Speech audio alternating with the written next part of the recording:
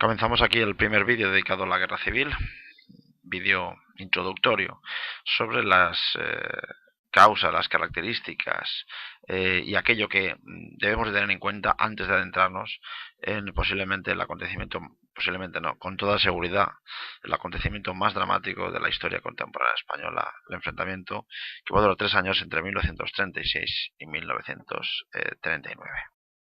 Bien, de hecho, la Guerra Civil Española como tema de estudio siempre se ha establecido, siempre se ha organizado en estos cuatro apartados: la evolución de la guerra, es decir, las etapas, la evolución interna entre los dos bandos para entender precisamente la evolución de dicho conflicto, el papel o la influencia que el contexto internacional tiene que ver con la guerra civil española y, por último, un apartado que dedicaremos a las consecuencias del conflicto. Bien, cuando hablamos de las causas de la guerra, teniendo en cuenta que ya tenemos cierta perspectiva histórica y que conocemos algo ya sobre la historia, especialmente contemporánea de nuestro país, llegamos a la conclusión de que el enfrentamiento civil de 1966-69 es resultado, diríamos, final de un enfrentamiento que ya lo hemos visto durante todo el siglo XIX, entre el liberalismo y el antiguo régimen, entre las fuerzas, vamos a decir, más progresistas, de cambio, y aquellas que han hecho todo lo posible durante el siglo XIX para que nada cambiase, o por lo menos para impedir que dicho cambio se produjera. Estamos hablando, por tanto, de un resultado final cuyos antecedentes podríamos verlos aquí, las propias guerras carlistas. También podemos hablar de la crisis de la restauración, problemas estructurales que han llegado hasta 1966 y que todavía no han sido resueltos, como ahora veremos a continuación. Y desde luego, si buscamos una situación más concreta, es cierto que la Segunda República, como periodo histórico de convivencia pacífica, pues realmente había fracasado cuando finalmente la solución a la que llegan unos españoles contra otros es sencillamente aniquilarse. Por tanto, siempre se puede hablar de causas internas, externas, factores estructurales, coyunturales y, por último, responsabilidades. No podemos abstraernos de la realidad de que de toda la historia que llevamos, toda la historia contemporánea que llevamos en vista de España, siempre el contexto anterior y la influencia internacional es un punto a tener en cuenta. Y en los años 30 estamos hablando de una de las épocas más convulsas de la historia europea: el ascenso de los fascismos, el comunismo, el descenso, diríamos que de la reducción, por así decirlo, de la democracia como ideología triunfante en Europa, más bien al contrario. Y además tenemos que tener en cuenta que estamos hablando de una época en la que el camino hacia la guerra mundial, hacia la Segunda Guerra Mundial, era evidente. Hay una tensión, desde luego, en Europa que se va a plasmar también en nuestro país. Por tanto, hablamos de factores estructurales y coyunturales, los equilibrios socioeconómicos, la cuestión religiosa, el problema territorial, descontento del ejército, crisis económica, deterioro del orden público. Todo esto que veis aquí lo hemos visto ya, los desequilibrios socioeconómicos, por ejemplo en la agricultura, en el campo, millones de campesinos que literalmente se mueren de hambre frente a una minoría que posee tierras. La cuestión religiosa, llevamos desde mediados del siglo XIX hablando de la separación de Iglesia-Estado. La Segunda República ha intentado solventar ese asunto y quizás el radicalismo que algunos ven a las medidas puestas en marcha por una constitución que establece claramente la separación de Iglesia-Estado va a provocar que determinados sectores quieran acabar con esa iniciativa. El problema territorial, por una parte se ha querido dar solución al problema catalán, pero por otra parte aquellos que ven el Estatuto de Autonomía como la posibilidad de que España se rompiera, acaban también tomando la decisión de actuar. El ejército, insistimos también en esta idea, problemas que tienen que ver con la, la escasa democratización del ejército, un ejército lleno de privilegios, un ejército que ha visto siempre con malos ojos cualquier intento por parte del poder civil de controlarlo. La crisis económica, que aunque no impacta de una manera enorme o de la misma forma que lo está haciendo en otros países, la crisis del 29 y sus consecuencias desde luego no ayudan a, diríamos, favorecer un clima de progreso económico y social en los años 30. El deterioro del orden público es evidente cuando se comienzan a crear esas imágenes, diríamos, dentro del imaginario colectivo, en el que se crean las dos Españas incompatibles, dos Españas que finalmente tendrán que dirimir sus diferencias en los campos de batalla, como ahora veremos. Y un apartado que aquí siempre me gusta señalar es el de las responsabilidades. Es cierto y es innegable, y eso no hay matización posible: el golpe de Estado se va a producir, o la guerra llega porque determinados sectores del ejército se sublevan contra un gobierno legítimo. Y en el fracaso de ese golpe de Estado, gracias a la reacción popular para frenar ese golpe de Estado, llegamos a la guerra. Pero también es cierto que deberíamos tener en cuenta las responsabilidades que hacen o hay que tener en cuenta a la hora de entender la Segunda República como un régimen fallido en cuanto a eso que llamamos la convivencia democrática. Y aquí vamos a repartir responsabilidades, porque la izquierda desde la Revolución del 34, tal como ya vimos y tal como luego determinados críticos con lo ocurrido en octubre del 34 plantearon, como Salvador de Madariaga, es cierto que la Revolución del 34 va a crear una sensación de impunidad y va a crear una sensación de clima de violencia que desde luego tiene mucho que ver con la actitud de una izquierda que tampoco acepta de buen grado un partido político, un gobierno que no comulgue con sus ideas. Las ocupaciones de fincas y tierras, es decir, ocupaciones de fincas y tierras, en muchos casos saltándose la ley contra la autoridad, contra el principio de propiedad privada. Ese tipo de actuaciones genera el pánico y ese tipo de actuaciones acabará provocando en algunos sectores sociales la necesidad de que alguien intervenga para solventarlo. El lenguaje revolucionario o prorrevolucionario de Caballero, ya lo vimos en su famoso meeting, sus discursos de la campaña electoral de febrero del 36, él hablaba claramente de acabar con el régimen republicano y traer la dictadura del proletariado. Ese lenguaje, aunque luego finalmente no se concretase en nada, pero ese lenguaje generó miedo en importantes, en amplios sectores sociales, especialmente en las clases medias y sectores más tradicionales. El anarquismo, que desde el minuto uno no ha hecho nada por favorecer o por darle la posibilidad de, o darle tiempo a los diferentes gobiernos republicanos de actuar para intentar cambiar la situación del país. Diríamos que todos estos elementos hay que tenerlos en cuenta para exigir hasta cierto punto responsabilidades, diríamos, en uno de los dos bandos que se van a enfrentar.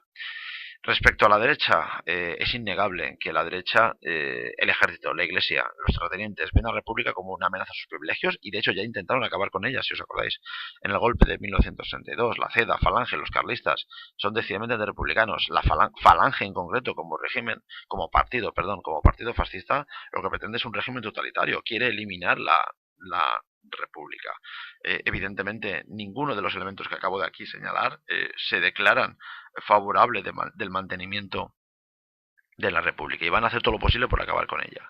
Así que hasta cierto punto podríamos decir que si llegamos a la guerra civil es por esta mezcla, esta combinación de elementos estructurales y coyunturales, algunos factores externos y otros internos, y realmente de una situación, una problemática que llegado a 1961, cuando intentó solucionarse, acabó saltando por los aires. Esa, repito, esa visión tan antagónica, tan opuesta de las dos Españas.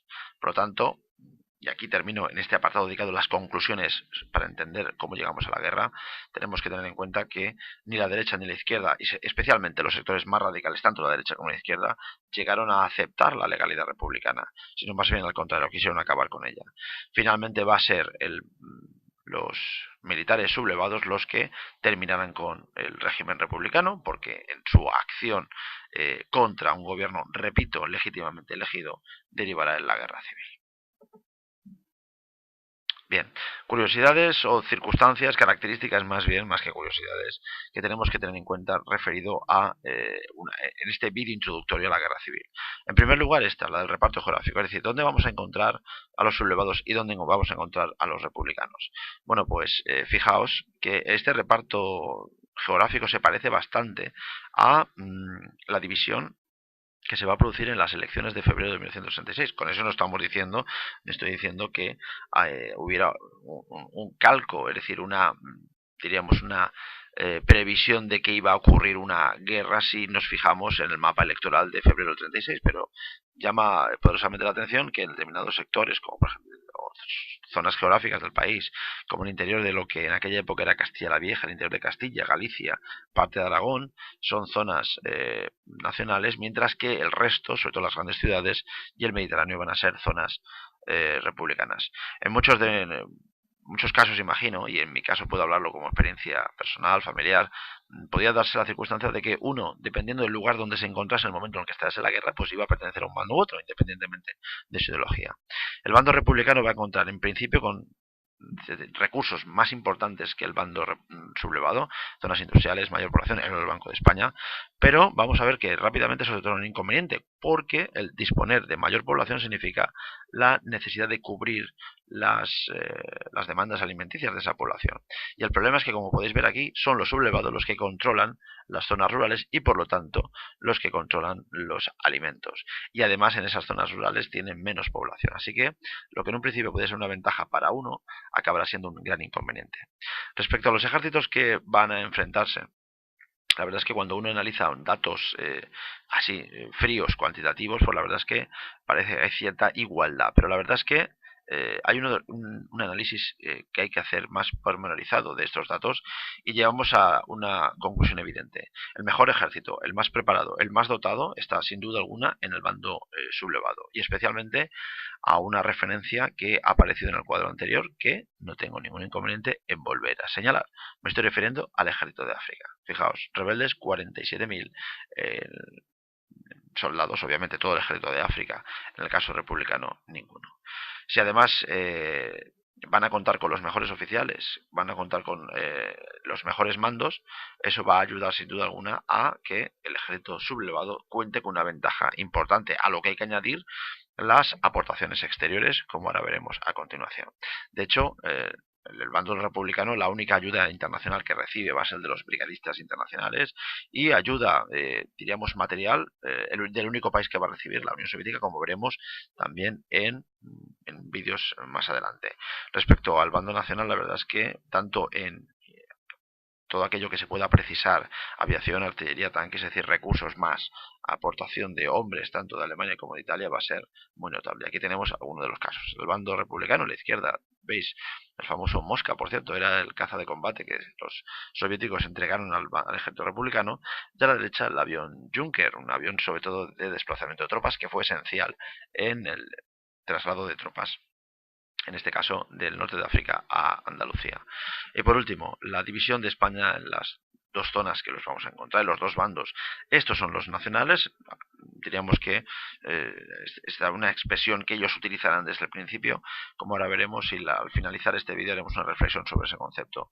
¿Quiénes son? Pues bueno, pues son todos aquellos que rechazan lo que aquellos que ponen en peligro lo que entienden por España. Quieren acabar con la anarquía, restablecer el orden, exterminar a los enemigos de la patria, los anarquistas, comunistas, es decir, todos aquellos que quieren acabar con ellos, sean los nacionales. Cuentan con el apoyo de determinados sectores oligárquicos, pequeños propietarios, clases medias, son la CEDA, Falange, los monárquicos, carlistas, la Iglesia Católica, es decir, todo un variopinto grupo de oposición que desde luego tienen en común el rechazar evidentemente el régimen republicano.